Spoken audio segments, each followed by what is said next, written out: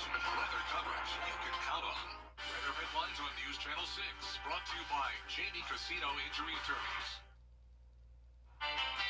We're waking up to a cold start this weekend, but where will we go from here? I'll have all the details for you coming up. Now on Good Morning Augusta, Senator John Ossoff and you'll be able to ask questions about the Augusta Rapid Transit System's updated transportation plans for the community, as well as hear the real story of Rosa Parks.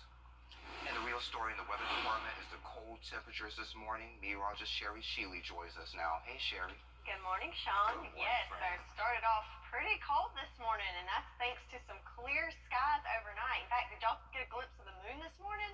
I think it's officially full tomorrow, but it was big and bright without any obstructions thanks to those clear skies. In fact, looking at our Terry Lambert Hyundai Skyview cam now, you can see daybreak coming through over the river and not a cloud in the sky. And that will continue for most of the day today. Temperature-wise, we're looking at 31 degrees here in Augusta, 30 in Aiken.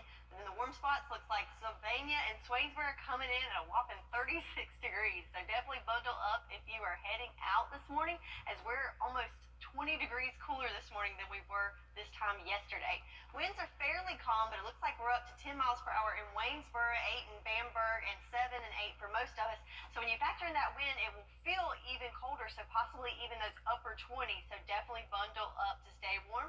Satellite radar, again, looking at clear skies. The clouds are well off to the coast, so we will have lots of sunshine for today. But unfortunately, the temperature will not really reflect the warmth of the sun, as we will only make it into those upper 40s. So cold this morning and a cool winter weekend, but it will be sunny today. But we're tracking some very isolated showers for Sunday. I have all the details on what you can expect for your weekend and beyond coming up in your full forecast. Back to you, Sean. All right, Sherry, sounds good. Today is World Cancer Day. Don't stop fighting until your medical bills are paid and you receive the most money possible. A Georgia Senate committee has voted to permanently block schools and most government agencies from requiring people to get vaccinated against COVID-19. Lawmakers put a one-year ban into law in 2022, which is set to expire June 30th. This week, the Senate Health and Human Services Committee voted to advance the bill, which makes the ban permanent. It now heads to the full Senate. The Georgia chapters of the American Academy of Pediatrics and the College of Physicians are opposing the measure. There's a new report from the American Cancer Society that shows cancer mortality rates development. And launching a new program called Impact. Impact is improving prostate cancer mortality together. It's a major effort. It's multi-year, and our goal is to decrease mortality for all and shrink the disparity gap amongst blacks and whites. Morgan Norwood, ABC News, New York. Sherry has a check of your full forecast next.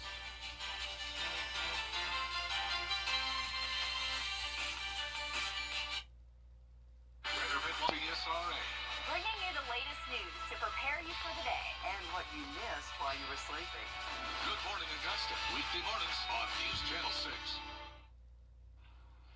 And take a look at this. Planes fought against gusty winds of up to 40 miles an hour on Friday as those pilots landed at Boston's Logan International Airport. The National Weather Service has issued a wind chill watch for all of Massachusetts, which will be in effect until this afternoon. The wind chill could reach as low as 40 below zero. The wicked wind and extreme cold didn't cause any airport delays. Today's temperatures are expected to set a new record low in Boston. Now, your most accurate forecast with Wjbf Live 5/6. So I have flown into that airport in Boston, and it is quite scary because it looks like you're going into the ocean. So I can only imagine with those winds how that would feel. But back at home here in Augusta, we don't have to worry anything about that. Looking at our airport here, you can see daybreak, so we're starting to see some colors there in the sky.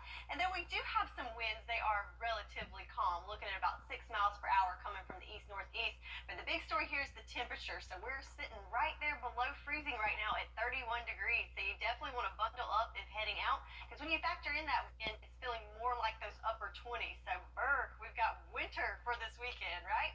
So 31 here in Augusta, a little bit warmer at 34 in Allendale. McCormick at 29 degrees. Looks like our cold spot here, and some more 30s from Aiken down to Sylvania, even in those upper 30s.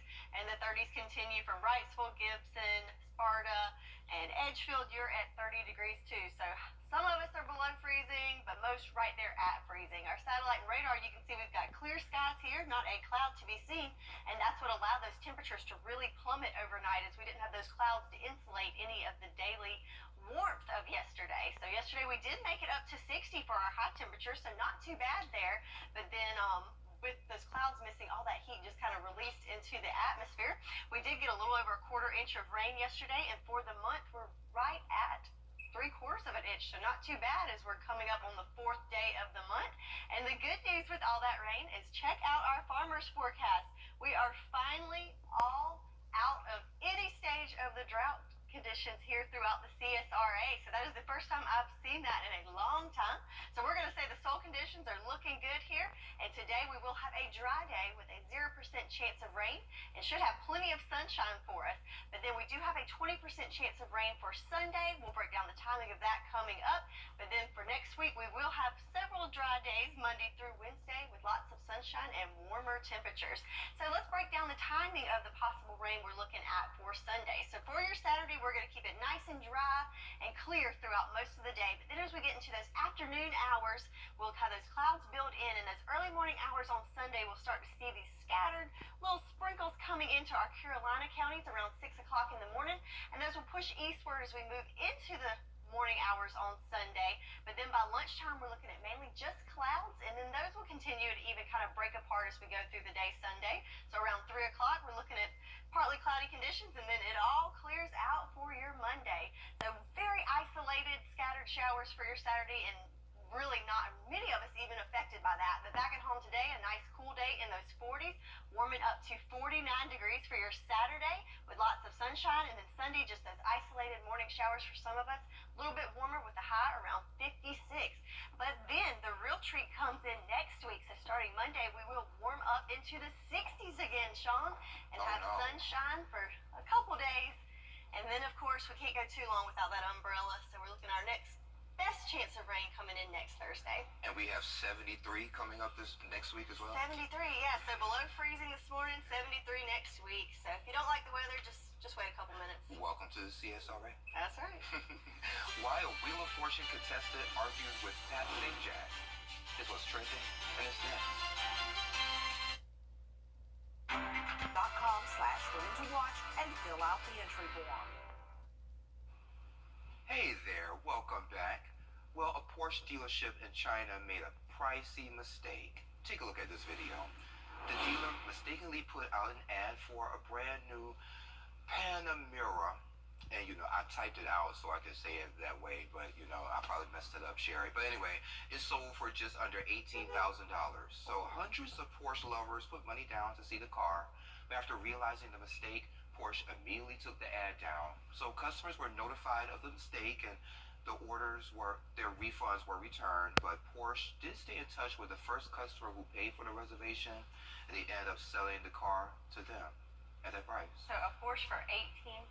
$18,000. What a deal. Yeah. See, that's why you always check, double check, and triple check before Price you put check. it. Yeah, there you go. And check this one out. A little over a week until the big game, and while people across the country will be watching it on TV, more than 60,000 lucky fans will get to watch it from the stands. But it's not cheap. The lowest ticketed price is a little less than $4,500, and that's for some pretty crappy seats. But if you want to get closer to the field, you're looking at $7,000 to $30,000. Wow. Sherry, that's a student loan payment that'll knock out a lot of it. But hey, like we always say, you like it, I love it. So. And you get a Rihanna concert too. Yeah, there you go. Yeah, but hey. I think I'll watch it from home. And I'll watch her on YouTube so I can have the concert in my house. There you go. Well, Wheel of Fortune contestants are in the habit of disagreeing with Pat St. Jack. He's the host, but not Ben from California. He made it all the way to the bonus round of the game, where the category was fun and games. Haunt a Chuck guy? Chance guy. No, there's no C. Wacky guy. Talk to wacky guy. Ooh, that was so unclose. Oh. Yeah, you just didn't have the letters. Well, see, I don't consider jogging fun and games. Oh, well, there you go.